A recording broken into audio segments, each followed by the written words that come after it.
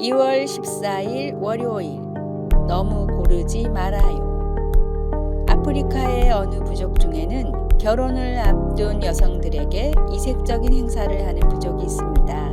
먼저 참가 여성들이 각각 옥수수 밭에 한 고랑씩을 맡아 그 고랑에서 제일 크고 좋은 옥수수를 따는 여성이 승리자가 되는 것입니다. 그런데 이 행사에는 한 가지 규칙이 있습니다. 한 번 지나친 옥수수 나무는 다시 돌아볼 수 없습니다. 오직 앞만 보고 가다가 마음에 드는 옥수수 하나만을 따야 합니다. 한 번 땄으면 도중에 좋은 것이 있다고 해서 다시 딸 수 없습니다. 그래서 여성들은 아주 신중할 수밖에 없습니다. 그런데 옥수수 밭에서 나온 여성들은 풀이 죽은 모습으로 작고 형편없는 옥수수를 들고 나오는 경우가 많습니다. 왜 그런 걸까요?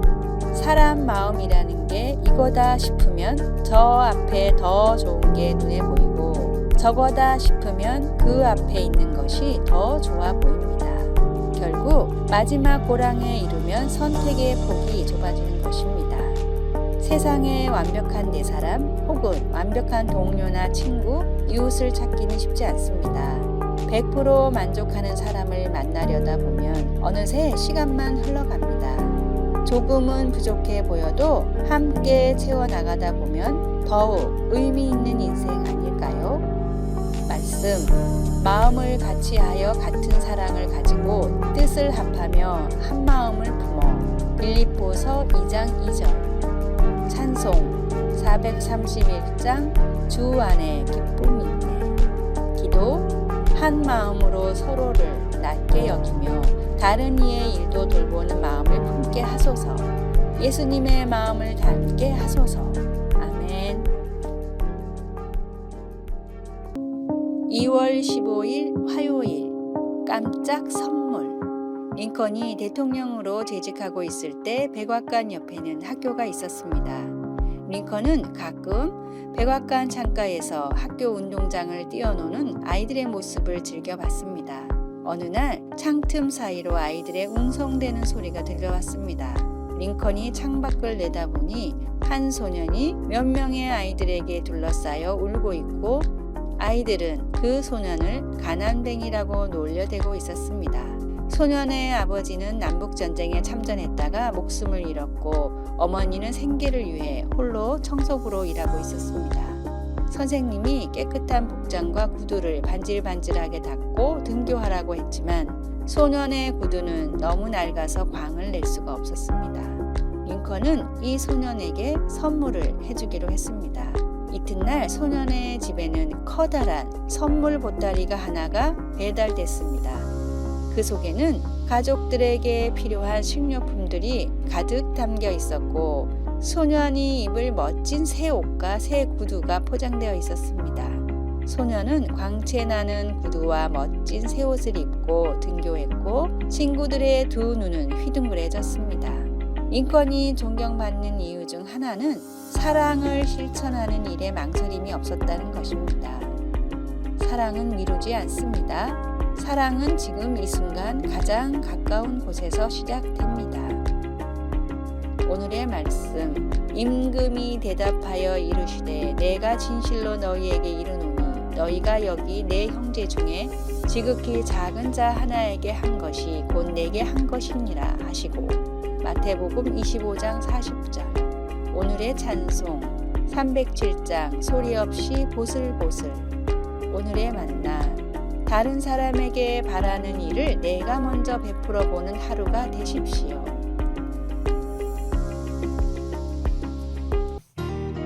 (2월 16일) 수요일. 깨어질 수 없는 믿음. 다이앤 독고 김과 남편은 첫 아들이 자폐 진단을 받은 후 인식 장애가 있는 아이를 평생 돌봐야 할 상황을 맞아 매우 슬펐습니다.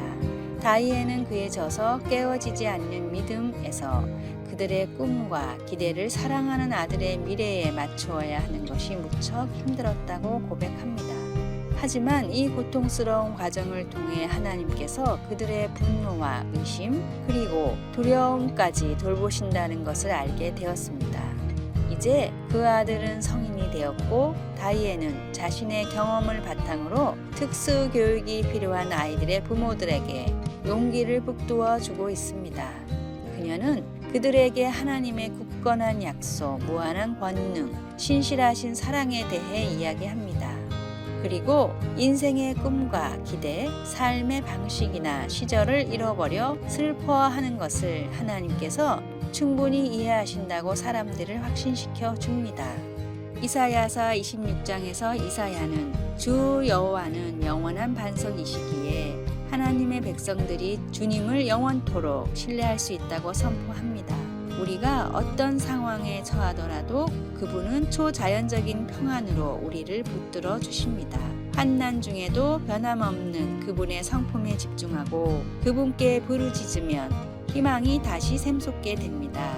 어떤 상실이나 실망 혹은 힘든 상황을 맞을 때 하나님은 우리가 그분께 솔직하기를 원하십니다. 그분은 수시로 바뀌는 우리의 감정과 우리의 의문들을 해결해 주실 수 있습니다. 그분은 우리와 함께 하시며 영원한 소망으로 우리의 영혼을 새롭게 하십니다. 삶이 무너지는 것처럼 느껴질 때에라도 하나님은 우리의 믿음을 굳건히 해 주실 수 있습니다. 삶이 아주 힘겹게 느껴질 때 하나님께 솔직하기 어려웠던 적이 있었습니까? 꿈과 기대가 사라졌을 때 하나님께서 당신을 어떻게 도우셨습니까? 말씀, 주께서 심지가 견고한 자를 평강하고 평강하도록 이시리니 이는 그가 주를 신뢰함이니이다. 이사야 26장 3절. 찬송 543장 어려운 일 당할 때 기도. 사랑의 하나님, 제 솔직한 감정으로 하나님은 언제나 신뢰할 수 있는 분임을 믿게 도와주소서. 아멘.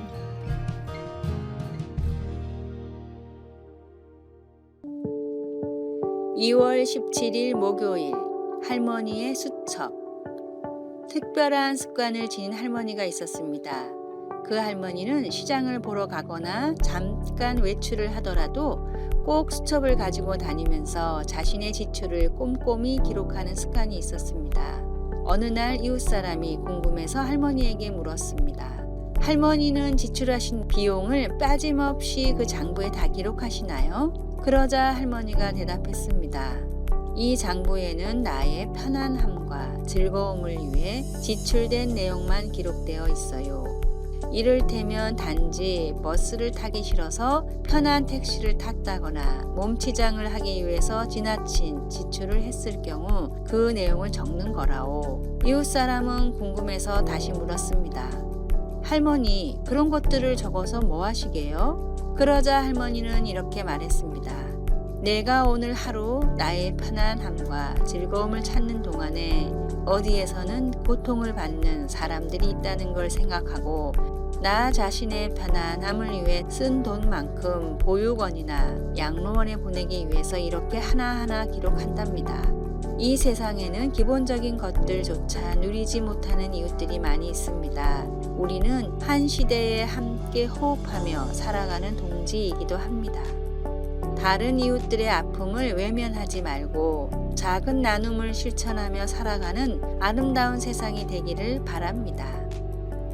오늘의 말씀, 오직 선을 행함과 서로 나누어 주기를 잊지 말라. 하나님은 이 같은 제사를 기뻐하시느니라.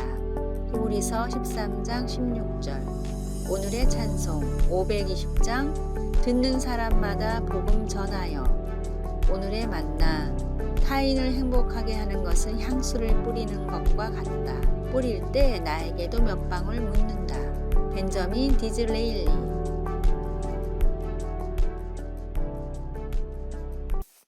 (2월 18일) 금요일. 반석 위에 지은 집.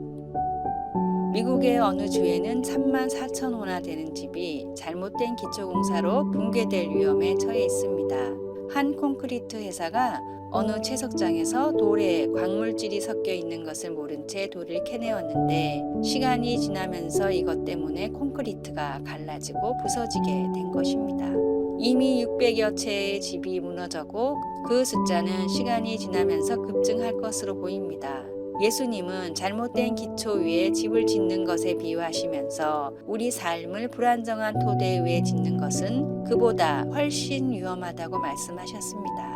예수님은 우리 중 어떤 사람들은 삶을 견고한 반석 위에 지어서 극심한 폭풍우를 만나도 든든히 서 있을 수 있지만 어떤 사람들은 모래 위에 세워 폭풍이 몰아칠 때 심하게 무너져 버린다고 하셨습니다. 흔들리지 않는 토대와 무너지는 토대의 한 가지 차이는 그리스도의 말씀을 실천하느냐 아니냐는 것입니다. 문제는 주님의 말씀을 듣느냐 아니냐가 아니라 주님께서 힘주실 때 그 말씀을 실천하느냐 아니냐 하는 것입니다. 세상에는 많은 지혜와 더불어 많은 조언과 도움들이 있고 그중 많은 것이 선하고 유익합니다. 그러나 하나님의 진리에 겸손히 순종하는 것 외에 다른 기초에 우리 삶을 세우면 문제를 일으키게 됩니다. 하나님이 주시는 힘으로 그분의 말씀을 행하는 것만이 집, 곧 우리 삶을 반석 위에 짓는 유일한 길입니다.